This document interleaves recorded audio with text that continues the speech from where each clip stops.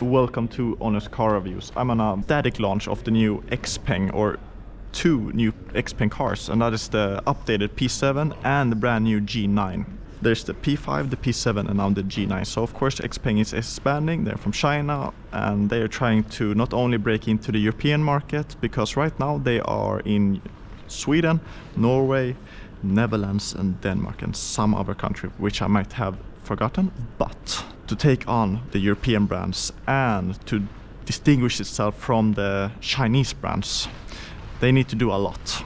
And with the G9, which I'll talk about first, I think they might have done it. First off, it's a big size SUV and all of these are electric. So Xpeng has gone all electric and you can see that the design is very chunky, but also it has some exclusivity to it, and it feels like Xpeng is trying to make it exclusive, to be more expensive, to be more upscale, which is also difficult for them to compete with that market as well.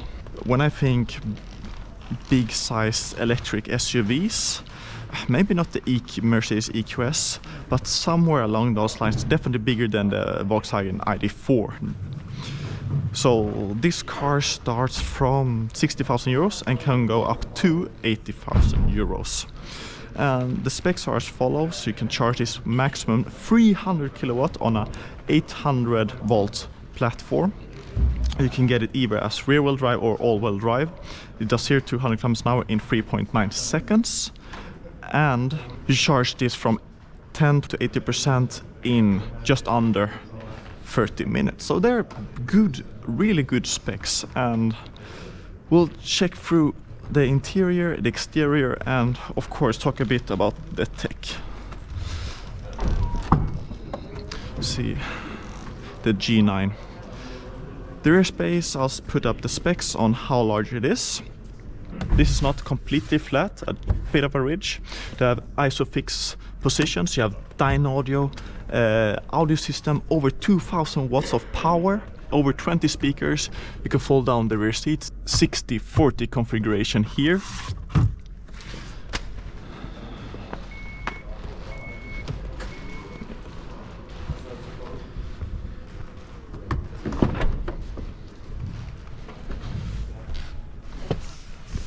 So what's impressive about this car is the amount of headspace.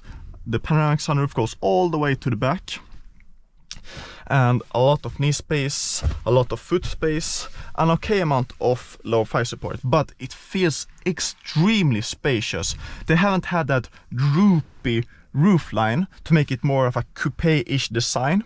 On the buttons here, you can increase or decrease the angle on the bench here, and the material here is leather. There's fake leather as well. Very dark interior in this car, this spec, but in terms of the quality and everything, it feels really nice. We'll get into the front seat now.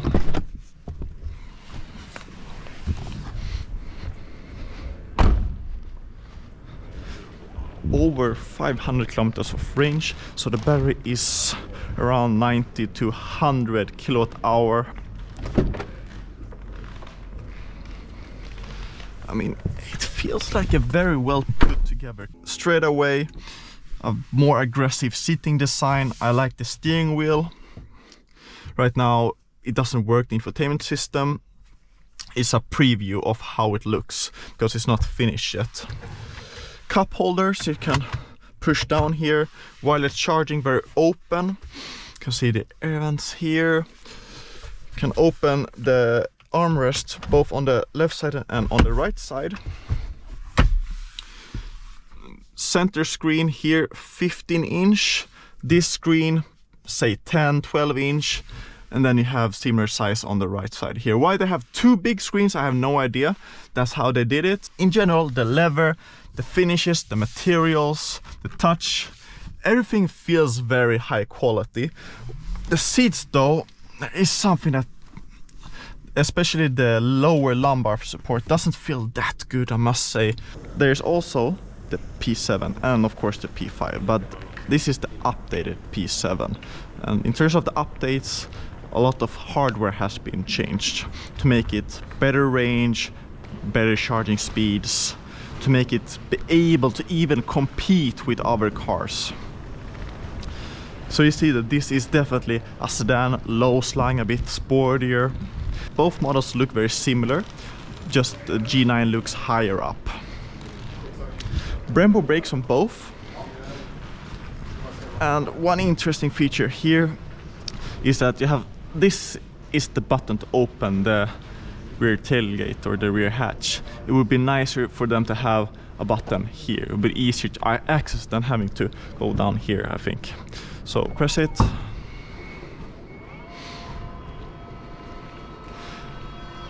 Very big storage, just goes super far in. Smaller ridge than a lot of other cars or sedans. No extra storage underneath. 570 kilometers of range in the long range rear wheel drive, about 505 in the all wheel drive performance version. The G9 has a frunk, the P7 does not. We'll get into rear seats.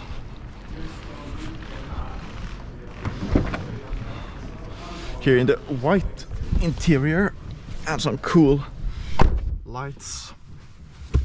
Even lower, you sit even lower down in this car. And here you have the middle pillar, so to speak, so there are two panoramic sun roofs. Seat goes all the way down, so and my feet can't go farther than just where the seat ends here. And quite low amount of lower fire support, but a good amount of headspace. Metal finishes, some different materials, the dyno here as well. It feels really nice to sit in here. And the interior on the Xpeng P7 looks quite different, at least in terms of the dash here compared to the G9. Here looks very similar, but we'll get into the driver's seat.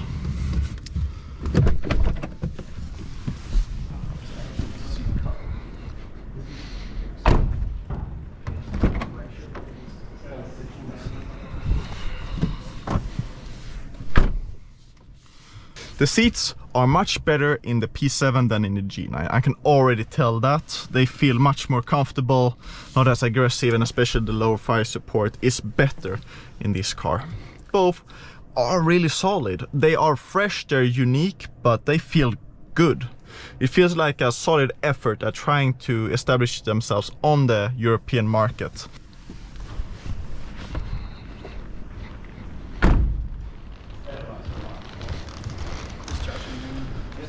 So the prices of the G9, so it starts from 70,000 euros to just over 80,000 euros. The Xpeng starts at 60,000 euros to 80,000 euros. And the big question is, would you choose this over a Tesla Model 3, for example? So there's some big competition, and when I will have the possibility to try them and drive them, because that's also an important thing, I will be able to make my final conclusion. But definitely the forefront of Chinese automotive manufacturers coming to Europe, and it will be interesting to see how they will do in the future.